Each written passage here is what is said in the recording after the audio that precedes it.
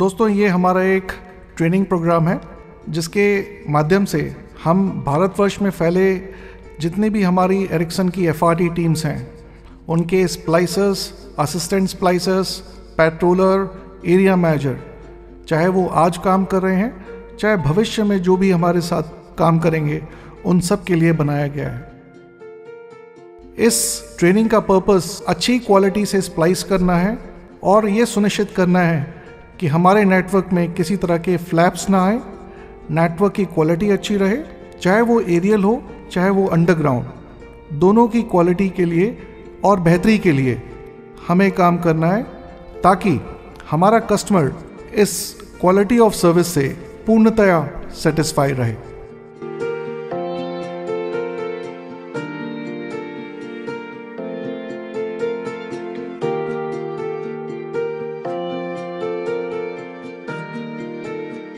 जिसमें कि एक फॉल्ट लोकेशन पर स्प्लाइसिंग वैन आ रही है और उसमें 2 स्प्लाइसर्स, 2 लेबर्स ड्राइवर के साथ और एफआरटी टीम पूरी तरह से OHS आइटम से सुसज्जित साइट पे पहुंचती है।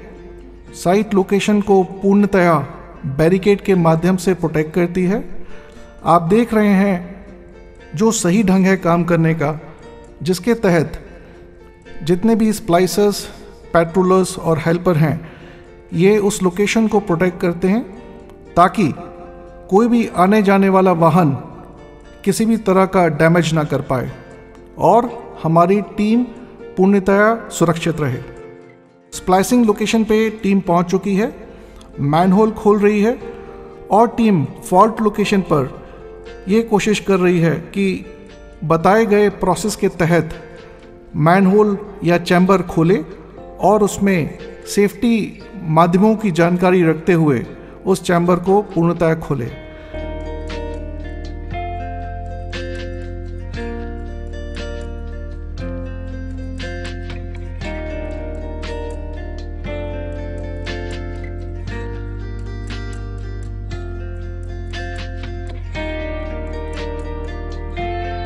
मैनहोल खोलते समय इस बात का ध्यान रखें कि उस मैनहोल, हैंडहोल या चैम्बर में किसी भी तरह के सांप, बिच्छू या अन्य कीड़े ना हो, जिससे कि हमारे स्प्लाइसर्स और हेल्पर्स को किसी भी तरह की हानि पहुंच सके।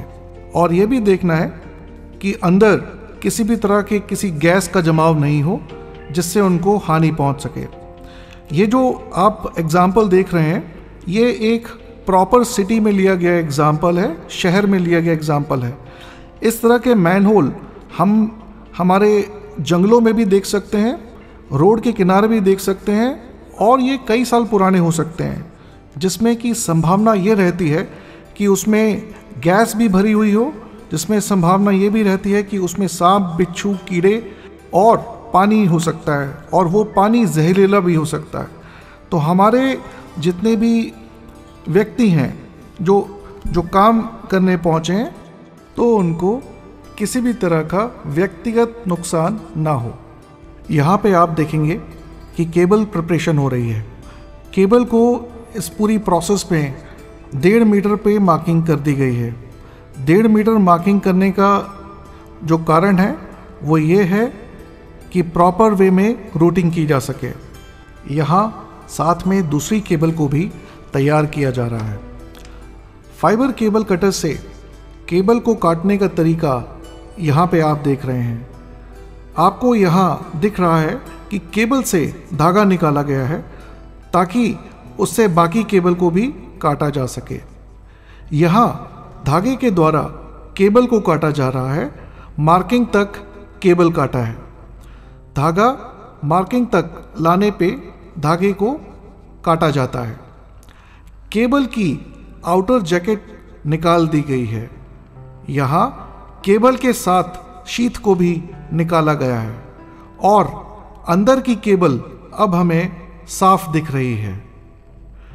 यहाँ स्ट्रेंथनिंग फाइबर को काटा गया है, इससे केबल को मजबूती मिलती है और केबल स्ट्रेट रहती है, सीधी रहती है। टीम ने आइसोप्रोपाइल अल्कोहल से केबल जेली को साफ किया है। यहाँ अर्थिंग की तार को काटा जा रहा है।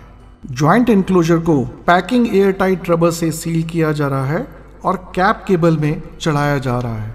दूसरी केबल भी हमें उसी तरह से तैयार करनी है। यहाँ एनक्लोजर को तैयार किया जा रहा है। ये मैकेनिकल सीट टाइप एनक्लोजर है। यहाँ क्लिप को खोला जा रहा है ताकि केबल उसमें डाली जा सके। केबल को एनक्लोजर के अंदर लाया गया है। उसका रूट और तरीका सावधानी से देखें और समझ लें। केबल पूरी तरह से अंदर आ गई है। अर्थिंग केबल को अर्थ स्टड में लगाया गया है और केबल को क्लिप से टाइट किया जा रहा है। केबल पूरी तरह से अंदर आ गई है। अर्थिंग केबल को अर्थ स्टड में लगाया गया है और केबल को क्लिप से टाइट किया जा रहा है। यहाँ एक्स्ट्रा अर्थिंग केबल को काट दिया गया है। केबल एंट्री ग्लैंड को फिक्स किया गया है। दूसरी केबल भी इसी तरह से अंदर लाई गई है और फिक्स की जा रही है। केबल ग्लैंड को टाइट किया जा रहा है और ट्यूब को केबल टाई से मजबूती से बांधा जा रहा है। केबल ग्लैंड को टाइट किया जा रहा है। यहाँ ट्यूब को केबल टाई से बांधा जा रहा है और ट्रे में ट्यूब सही तरीके से टाई अप हो रही है।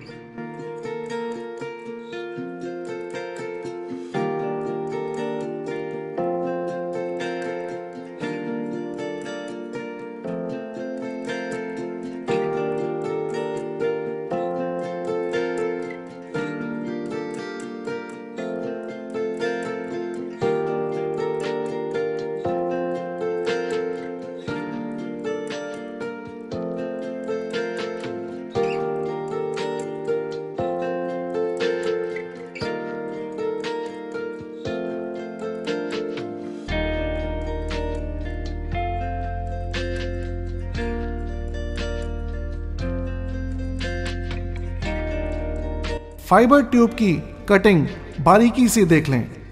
फाइबर ट्यूब कटर से ट्यूब को यहां काटा जा रहा है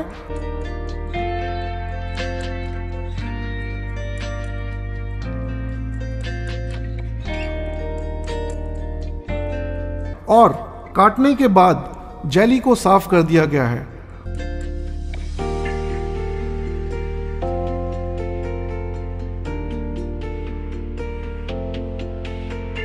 उसके बाद ट्यूब को केबल टाई के द्वारा ट्रे से बांधा गया है।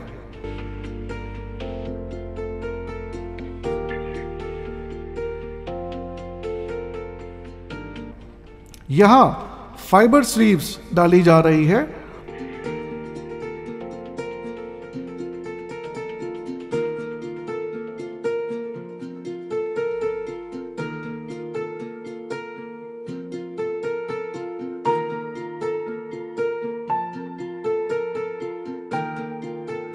और वेस्ट फाइबर को कटिंग के दरमियान इकट्ठा करने के लिए एडहेसिव टेप का उपयोग किया गया है ताकि उस वेस्ट से किसी को इंजरी ना हो। कटर द्वारा फाइबर की कटिंग निकाली जाती है।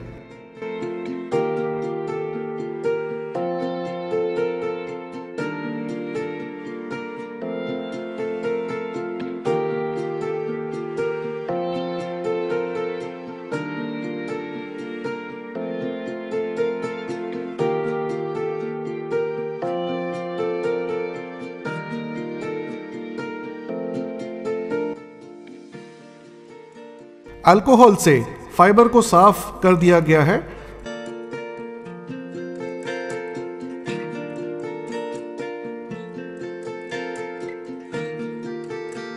और क्लीवर का उपयोग फाइबर को 90 डिग्री में काटे जाने के लिए जो तरीका बताया गया है उसका प्रयोग करें। क्लीवर का उपयोग फाइबर को 90 डिग्री कोण में काटे जाने के लिए किया जाता है। क्लीवर को समतल जगह पर रख के ही फाइबर को काटा जाना चाहिए ताकि फाइबर 90 डिग्री में काटा जा सके। फाइबर को यहाँ स्प्लाइसिंग मशीन में रखकर मशीन का कवर बंद किया गया है ताकि धूल से बचाया जा सके। दूसरे फाइबर को क्लीवर से कट करके स्प्लाइसिंग मशीन के दूसरे छोर पे रख के कवर से बंद किया गया है और स्प्लाइसिंग मशीन को स्टार्ट कर दिया गया है।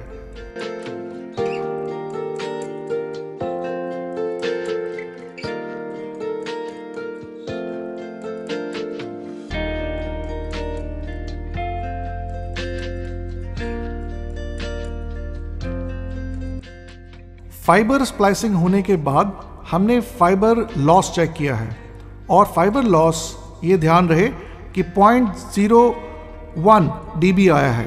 अगर फाइबर लॉस 0.04 dB से ज़्यादा होता है तो फाइबर को दोबारा स्प्लाइस करना महत्वपूर्ण है। स्प्लाइसिंग करने के समय ये भी ख्याल रखा गया है कि टीम को और टूल्स को धूप, पानी और धूल से बचाना चाहिए। यहाँ सामान रखने के लिए हमने तारपोलिन बिछाया है और ऊपर छाता लगाया है। यहाँ फाइबर की रूटिंग और ड्रेसिंग कैसे होती है बताया गया है। इसमें शार्प बैंड्स कतई नहीं होने चाहिए, लूज नहीं होना चाहिए या ढिलाई नहीं होनी चाहिए।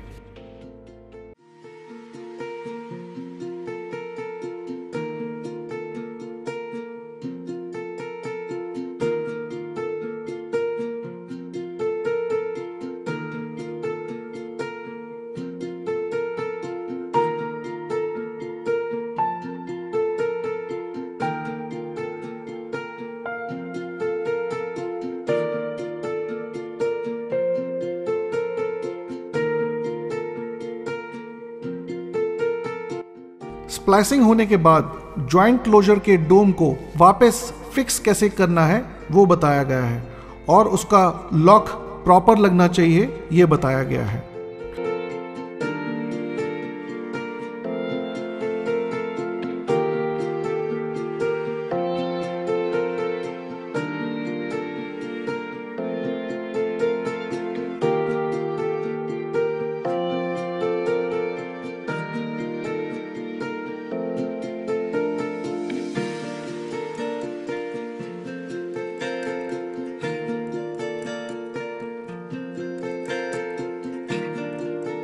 यहाँ पर केबल को टाई करा गया है ताकि स्प्लाइस फाइबर पर लोड ना आए।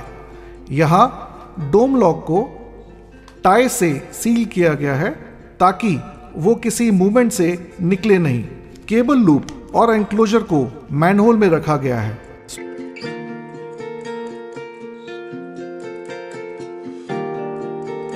स्प्लाइसिंग के दौरान उपयोग होने वाले उपकरणों व टूल को दिखाया गया है।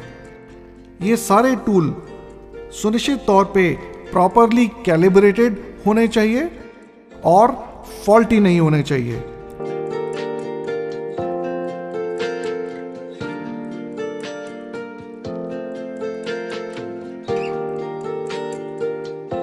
मैनहोल को सही तरीके से कवर किया गया है या बंद किया गया है।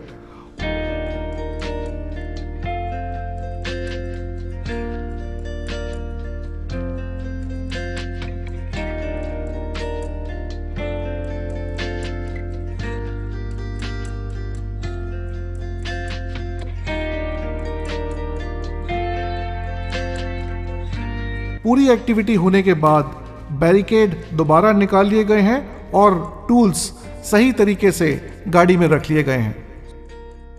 इसके बाद एफआरटी टीम अपने वर्क ऑर्डर के बेसिस पे अगली जगह पे जाने के लिए पूर्णतः तैयार है।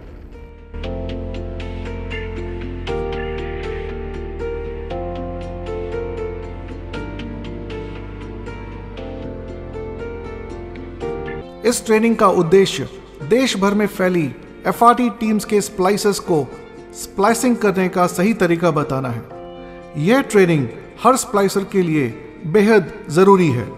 यह ट्रेनिंग वीडियो मुंबई के महापे क्षेत्र में शूट किया गया है और दिखाए गए सभी लोग महापे की एफआरटी टीम के स्प्लाइसर, असिस्टेंट स्प्लाइसर व हेल्पर हैं।